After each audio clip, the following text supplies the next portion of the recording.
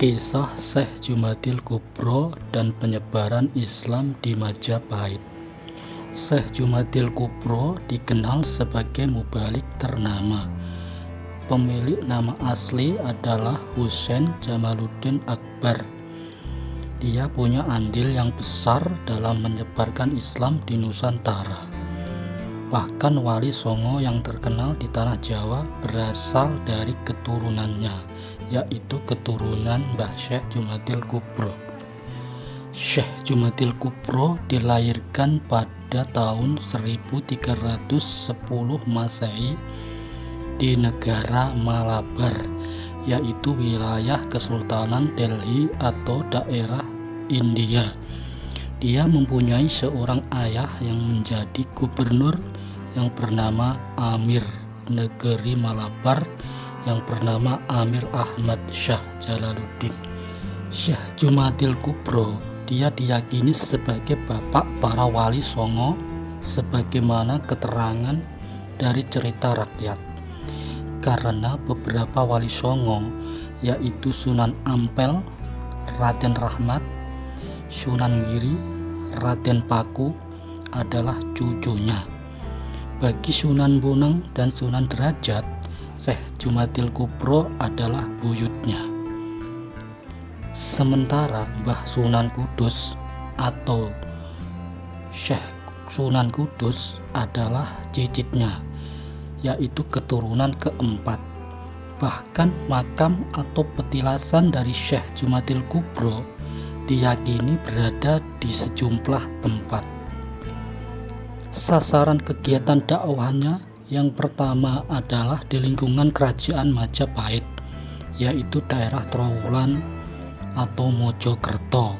Selama berdakwah di Nusantara, Syekh Jumadil Kubro kerap mendapat tantangan dan kesulitan.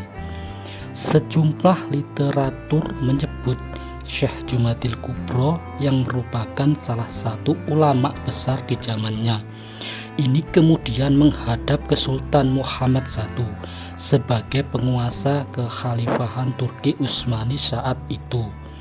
Setelah berkonsultasi dengan Syekh Jumadil Kubro, Sultan Muhammad I lalu mengundang beberapa tokoh ulama dari wilayah Timur Tengah dan Afrika yang memiliki karomah guna membantu perjuangan dalam menyiarkan agama Islam di Nusantara. Mereka terdiri atas 9 orang ulama yang kemudian disebut Wali Songo. 1. Maulana Malik Ibrahim, ahli tata negara dan pengobatan, berdakwah di Jawa Timur. 2. Maulana Ishaq dari Samarkand, beliau putra dari Syekh Jumadil Kubro, ahli pengobatan dan berdakwah di Jawa Timur. 3. Maulana Jumadil Kubro, ahli militer, berdakwah di lingkungan kerajaan Majapahit. 4. Maulana Ahmad Al-Maghrobi atau Sunan Geseng, terkenal sebagai orang yang kuat dan sakti, berdakwah di Jawa Tengah. 5. Maulana Malik Israel, ahli mengatur negara dan berdakwah di Jawa Tengah. 6. Maulana Muhammad Ali Akbar, ahli pengobatan dan pertanian, dia berdakwah di Jawa Tengah. 7. Maulana Hasanuddin, berdakwah di Jawa Barat. 8. Maulana Alayuddin, berdakwah di Jawa Barat dan Banten.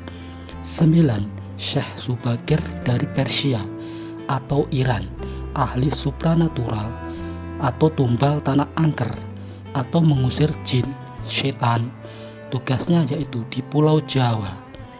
Dia kembali ke negerinya Persia pada tahun 1462 Masehi setelah selesai tugasnya.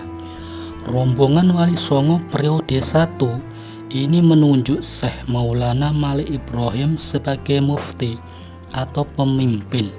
Lalu Syekh Jumadil Kubro datang ke Nusantara bersama rombongan Wali Songo yang membuat semakin geramnya kekuatan gaib yang selama ini menguasai Pulau Jawa sebagai pusat Nusantara saat itu. Melihat situasi keangkeran Pulau Jawa yang semakin menjadi-jadi, Syekh Maulana Malik Ibrahim atau selaku Mufti Wali Songo atau pemimpin Wali Songo yang pertama ini memberikan tugas kepada Syekh Subakir, salah satu anggota Wali Songo yang ahli dalam bidang metafisika atau ahli mengusir jin, setan, genderuwo, dan sejenisnya, untuk segera melakukan tugasnya memasang tumbal pada daerah-daerah angker di Pulau Jawa sehingga dapat melumpuhkan kekuatan-kekuatan goib yang selama ini menguasai Pulau Jawa. Setelah Syekh Subakir memasang tumbal di puncak Gunung Tidar atau daerah Magelang, selanjutnya Syekh Jumadil Kubro dan semua wali membagi tugas dakwah mereka. Syekh Jumadil Kubro memilih wilayah dakwah di lingkungan kerajaan Majapahit karena pengaruhnya dalam memberikan pencerahan. Maka Syekh Jumadil Kubro disegani para pejabat kerajaan Majapahit.